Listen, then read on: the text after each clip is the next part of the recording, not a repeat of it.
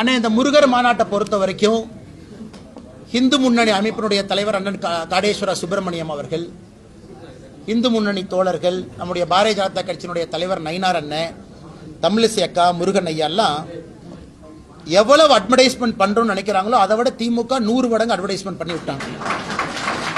இது மக்கள் பட்டியலாம் போய் சேர்ந்துருச்சு. அதனால் இந்த நேரத்தில் ஜூன் 22ஆம் தேதி மதுரையில் நடக்கக்கூடிய முருகர் மாநாட்டுக்கு இலவசமாக அட்வர்டைஸ்மெண்ட் கொடுத்துட்டு இருக்கக்கூடிய காங்கிரஸ் கட்சிக்கும் திராவிட முன்னேற்ற கழகத்துக்கும் எல்லா திராவிட கழகங்களுக்கும் என்னுடைய நன்றியை தெரிவிச்சுக்கிறேன். ஏன்னா நிறைய நேரம்னா negative publicity is the best publicity. தப்பாக பேசவே மக்கள் அது உண்மையை புரிஞ்சுக்குவாங்க. அதனால் முருகர் மாநாட்டை பொறுத்தவரை இன்னைக்கு ஆர்கனைசர்ஸ் என்ன சொல்றாங்கன்னா 5 லட்சம் பேர் வருவாங்கன்னு சொல்றாங்க.